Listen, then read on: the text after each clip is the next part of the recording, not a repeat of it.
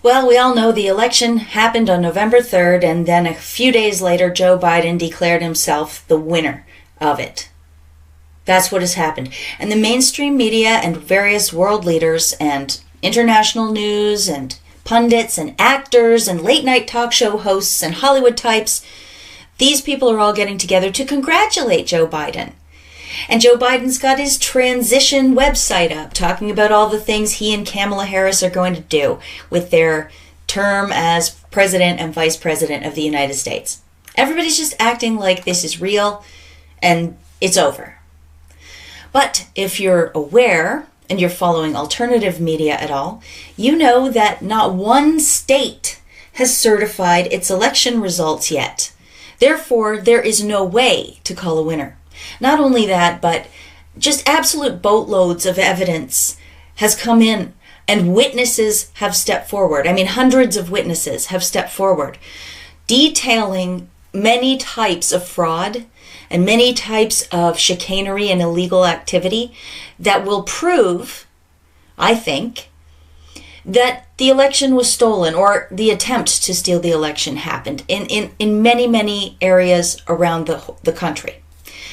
The trouble is, and this is what's getting me in trouble out there right now from a lot of people who are calling me Debbie Downer and saying I'm negative and saying I don't support the president.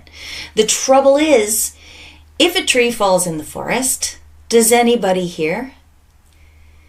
If election fraud happened, but no media report on it, does it make any difference?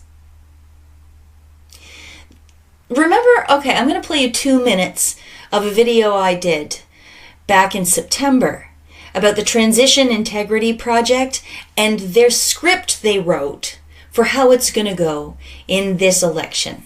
Just have a listen. We've got, I believe, the attempt at a deep state coup, possibly military coup, happening right now in real time. Axios says a top Democratic data firm, Hawkfish, warns that it's highly likely that Trump will appear to be way ahead on election night, but could ultimately lose when all the votes are counted in the ensuing days and weeks. This is their talking point. Even if Trump seems to have won by a landslide, it might not be the case. We got to have days and weeks afterwards to collect all the mail-in ballots and to retabulate and to recalculate. Here's MSNBC with an article. Hillary Clinton says Biden should not concede the election under any circumstances. This should scare everybody. And it should really doubly scare everybody when we look at this group, the Transition Integrity Project. They gamed out all the scenarios. And in any case, they came up with the conclusion that they should not admit defeat. What does that tell you?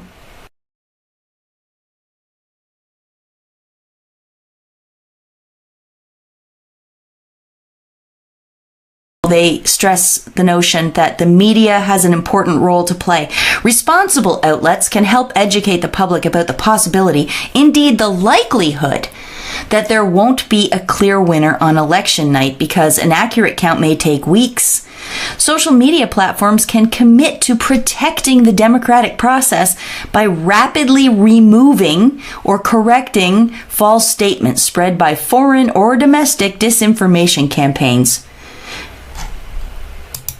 Unreal. It's what they're doing is telling you in plain terms that they're going to steal the election. And so they did. They followed through on their plan. They're just straight up going to steal the election. So what is happening now is they're acting like it's a done deal. If the Supreme Court upends the results that they counted on to say they won by proving voting fraud and mail-in ballot fraud and identity theft and all kinds of things, if the Supreme Court does that, the Democrats and the deep state in the media will act as if they don't even understand that. It's not true. The Supreme Court was bought off, paid for, Russians influenced it. or something along those lines, and they will contest the results. They will never accept this ruling. That is what I fear. And worse than that, the general public will fall for the whole thing because, as we're seeing, the media controls the minds of the people. The media feels no need to report the truth at all to the people. So they will tell the people that Donald Trump is staging a coup, the Supreme Court is in on it, and that there needs to be mass rioting and demonstrations out on the street. And that's probably what's going to happen. This is all very black pill, I know, but what can I tell you? I cannot go along with some crazy delusion that there's secret invisible ink and watermarks on these ballots that were like logged by the blockchain, and that nobody has to worry about any of this because it's all under control. Trust the plan. And I also don't agree that we just have to keep showing the people the truth, because believe it or not, just because we're showing each other the proof of voter fraud and election fraud and the theft of this election doesn't mean anybody out there is hearing us. We are in an echo chamber now. They've made sure of it. Look at all the censorship. Look at all the deplatforming. And that's something I'm going to go through in this video too. There's more, and it's scary. And look, I'm not the only person talking about this. I'm not the only person who sees it this way. Here's my friend Laura Lynn Tyler Thompson interviewing David Riaboy. I'm sorry, David, I don't know how to pronounce your last name. Just listen to a couple of minutes of this video where he explains how this is going to go. What they're trying to do today is they're trying to call the election for Biden as soon as possible. Right. And then, and what will happen then is that it will look, sort of henceforth, it'll look like Donald Trump is a sore loser trying to claw back the presidency. That's another reason why they shut down the votes when he was ahead, is because they needed to stop that momentum. Why did it take so long for Florida to be called? Why did it take so long for some of these places? Alaska hasn't been called for Donald Trump. Alaska for sure is going to vote for Donald Trump, but they haven't called it. The question is why. The longer that this goes out, the longer that this is sort of spun out, the more it advantages Biden. So that's just what's going to happen. I mean, so what we're going to be dealing with is, if we look at the timeline, and the sort of drop dead timeline is the middle of December for the Electoral College to convene and vote. So if we look at what that timeline looks like, and what are going to be the major factors in that in shaping what that battlefield looks like. So the major factors are going to be whatever is happening in the courts, A. B, whatever the Trump team is able to put out in terms of the media, in terms of the facts, like here's what's going on, blah, blah, blah, blah. C would be the media and Biden building the case every single day for many days that Biden is the legitimate president. And D, you have the wild card of Antifa. You have, you have as more time goes on, and there are more days spent with the media declaring Biden the victor, the left, the activist organized left is going to go, is going to go a little bit crazy if this situation is not resolved, and they will be in the streets. So it's a real mess. Right. To me, that seems so unfair. This is not about perception. This should be about facts. This should be about clear legal votes that were done with proper scrutineering, where there is not the smell or whiff of cheating. Those are the votes. This should be clear. This should not be a propaganda war. Well, sure, but sure. I mean, that's with you. But were the facts, and the evidence uncovered on the Hunter Biden laptop debated? Were they discussed, or it just didn't matter? I think we're in a place where the media and the tech companies and the Democrats don't give a whit about what you think. They feel like they don't need to offer you evidence. They feel like they don't have to have a real conversation with you at all. They assert it. It doesn't matter. It's disinformation. It's BS.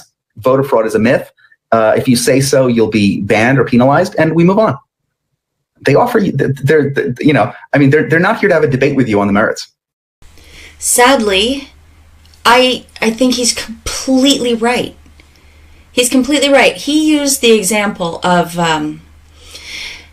the Hunter Biden laptop to say, listen, Laura, I know it shouldn't be a propaganda war, but it is. And the media has complete control over the narrative. And did you see anything in the mainstream at all about the Hunter Biden laptop? Except to say, if you hear anything about this Hunter Biden laptop, we should tell you, we've debunked the whole thing. It's not true at all. Please move on.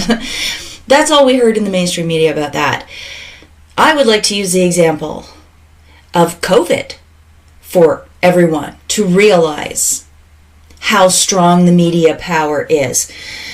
Look, there's a we might not know how much of the public believes or disbelieves that Joe Biden is the legitimate president of the United States and won the election fair and square. It's pretty hard to tell, by looking at people or even discussing it. I mean, first of all, we're all on lockdown. It's really hard to discuss these types of things face to face with anybody. So we can't tell what people really believe on that issue, but we can tell what people really believe about COVID, because the people who really believe the media lies. They're the ones wearing masks and attacking other people for not wearing masks. They're the ones begging for lockdown. They're the ones still sending their kids into the school system to wear the masks, to be educated by these crazy people. So, look, it's a huge black pill, but the fact of the matter is that with the media failing to report all facts, and the big tech companies memory-holing facts and history and truth, and censoring people on their platforms, and actually going after the livelihoods of some of the people in the alternative media. The idea that the public will hear the truth about the voter fraud is very, very slim. Even if the Supreme Court makes a decision on it, the general public will probably not hear the truth about that. The media is so far gone. I watched a press conference held by Rudy Giuliani with Corey Lewandowski and then a whole bunch of witnesses to voter fraud. They held this press conference, you probably know it, at the Four Seasons landscaping company. The media covered that because they wanted to mock the fact that they held this press conference at a landscaping company which was located in between a crematorium and a porn shop. That's all they said about it. They didn't talk about the fact that there was evidence of dead people voting presented at that press conference. They didn't talk about the actual poll workers who came to give the audience their take, their first-hand witness accounts of voter fraud happening. The media doesn't talk about that. They talk about the bookshop and the crematorium. And it's worse than that even. After Giuliani presented his results to the crowd and his witnesses to the crowd and the evidence of using dead people to vote to the crowd of reporters, the reporters actually turned around to them and said, "Listen, Rudy, you're saying all this, but where's your evidence?" Mind blown. The whole conference was about evidence. But either the media is so evil that they're all in on perpetrating this lie on the public, or the media and the journalists are individually so stupid that they should probably be, they shouldn't even be working anywhere. They're that stupid. And I don't know what is true. But what I do know is happening is that this Transition Integrity Project that wrote the script for the post-election narrative, they created a no-win situation. Because if Trump fights against the fraud, then it's going to prove them right. Because they said Trump's going to try to stage a coup. He's not going to accept the election results.